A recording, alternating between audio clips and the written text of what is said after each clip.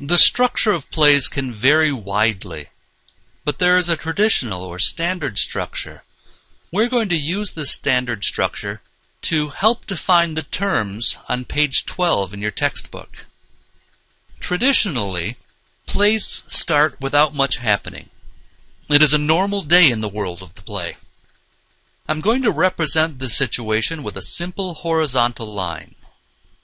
During this section of the play, we learn who many of the characters are, where they exist, and their relationships with each other. We learn about events which happened before the start of the play that are important to our understanding of the play. All this information is called exposition.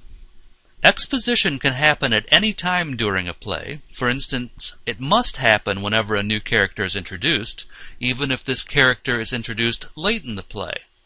But the majority of the exposition happens right at the start. Another term to describe this section of the play is stasis. Stasis means a state or condition in which there is no action or progress. In other words, a normal day. Something then intrudes on this stable situation. This is commonly referred to as the point of attack, or the intrusion. It is at this moment that the main character, referred to as the protagonist, makes a decision to fight for something. This is when the action of the play truly starts. Whatever opposes the protagonist, whatever stands in the way of the protagonist getting what they are fighting for, is the antagonist. This is usually a person, but it can be a thing. For purposes of clarity, let's imagine a simple play. The play starts with an old farmer and his beautiful daughter. They work hard but are in debt to the local bank. Living next door to the old farmer is a handsome young farmer. The beautiful daughter and the handsome young farmer are in love with each other, even though neither of them have really spoken of it. Now we know what stasis looks like. Suddenly, the bank manager shows up and tells the old farmer that his bank is going to foreclose on the farm if the old farmer doesn't pay off the loan within 24 hours. The bank manager knows the old farmer has no money and no way of getting it.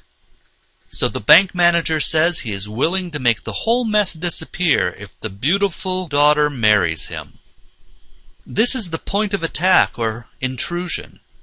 At this point, the young farmer decides to fight for the old farmer and his beautiful daughter with the ultimate dream of winning the beautiful daughter's hand in marriage. The young farmer is therefore the protagonist, or the hero of the play.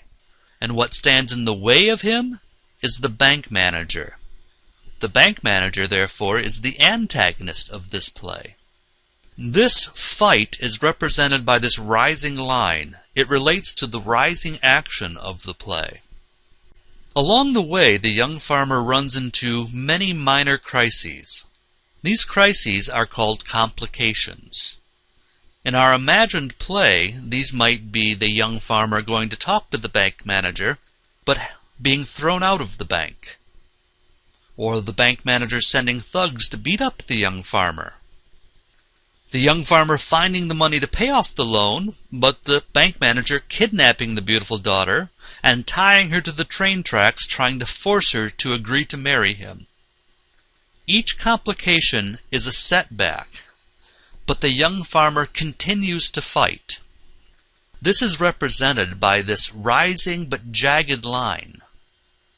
Finally, there is a scene where the young farmer shoots or scares off the bank manager and saves the beautiful daughter from the rapidly approaching train.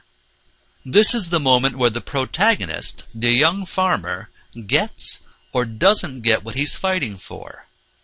This moment is the climax of the play.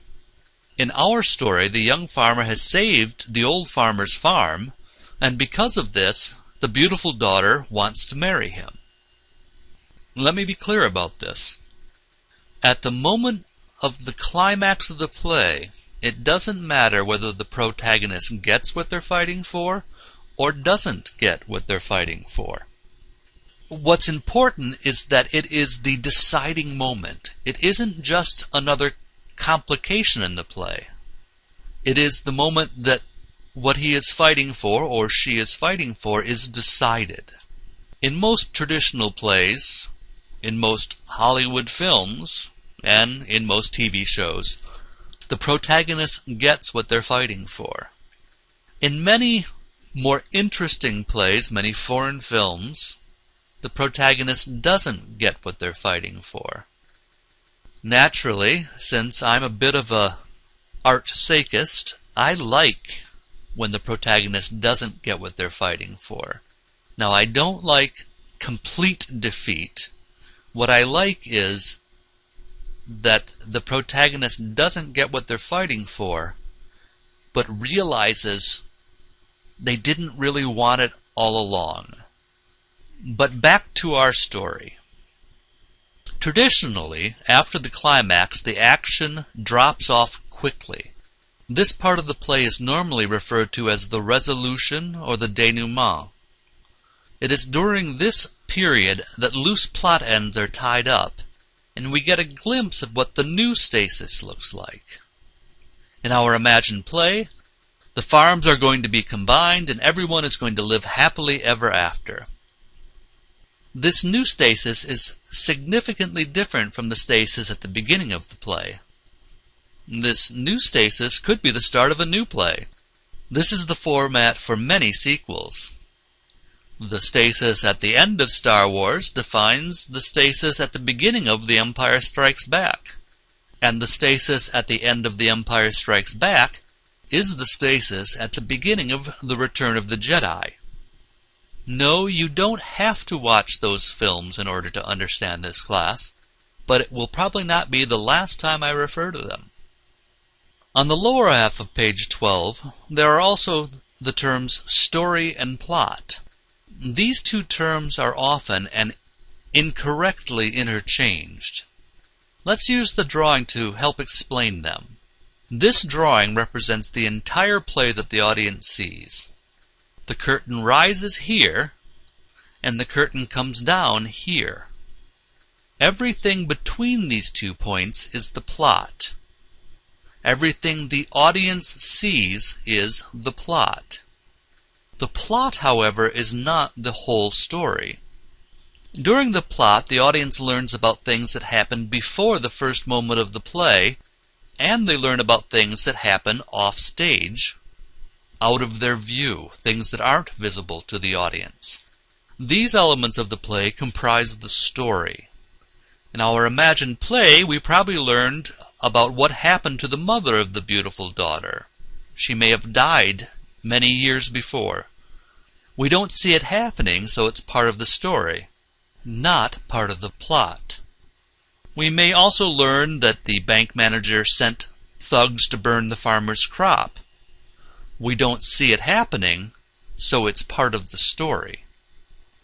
The 2 remaining terms on page 12 are character and theme. We can't really use the drawing to help explain these. But the characters were created to best carry out the plot of the play.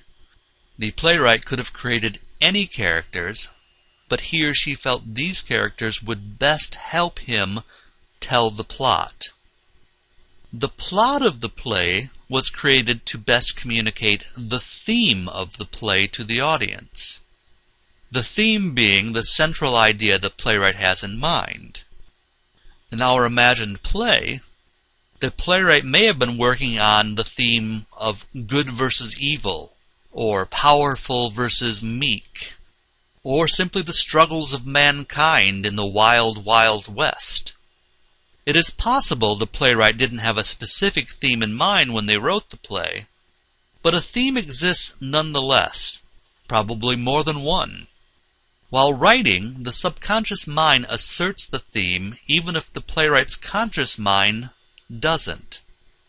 The playwright Sam Shepard, who won the Pulitzer Prize for his play Buried Child, claims he doesn't write on themes at all. However, if you read 3 or 4 of his plays, you quickly see this simply isn't true.